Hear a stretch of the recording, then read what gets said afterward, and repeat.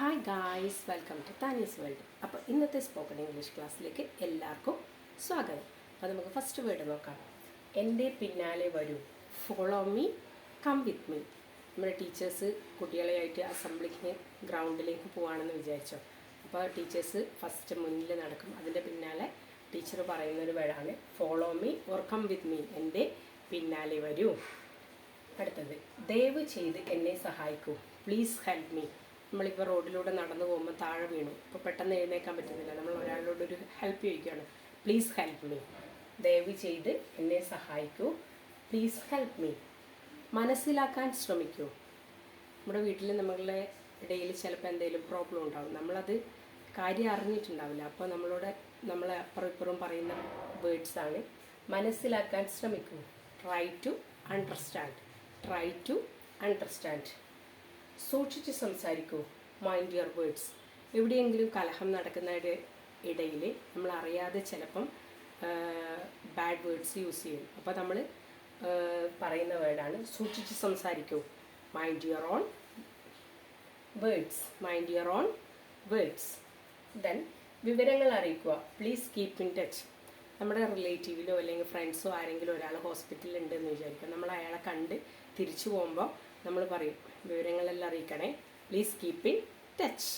വിവരങ്ങൾ അറിയിക്കുക. Please keep in touch. വേറെ ഒന്നുമില്ല. Nothing else.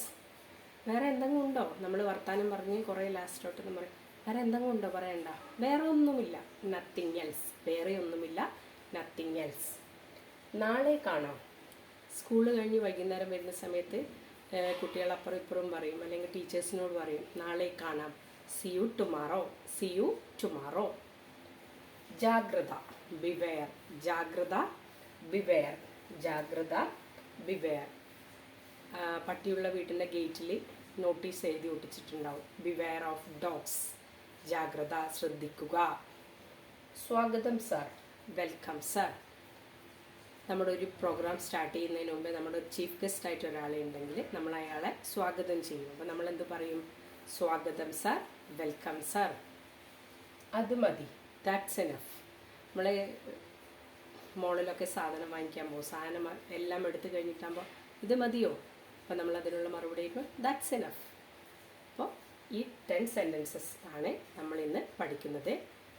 Daily using sentence ആണ്. ഇത് പഠിച്ചിട്ട് മാത്രം കാര്യമില്ല, നമ്മൾ പറ്റുന്ന രീതിയിൽ ഉപയോഗിച്ച് നോക്കും. അപ്പോൾ നമുക്കൊന്നും കൂടി നോക്കാം. എൻ്റെ പിന്നാലെ വരൂ. Follow me, come with me. ദയവ് ചെയ്ത് എന്നെ സഹായിക്കൂ. Please help me. മനസ്സിലാക്കാൻ ശ്രമിക്കൂ. Try to understand. സൂക്ഷിച്ച് സംസാരിക്കൂ. Mind your words. വിവരങ്ങൾ അറിയിക്കുക. Please keep in touch. വേറെ ഒന്നുമില്ല. Nothing else. നാളെ കാണാം. See you tomorrow. ജാഗ്രത. ബിവെയർ. സ്വാഗതം സർ. Welcome sir. അത് മതി. That's enough. അപ്പോൾ ഈ വീഡിയോ ഇഷ്ടപ്പെട്ട ലൈക്ക്, ഷെയർ ആൻഡ് സബ്സ്ക്രൈബ്.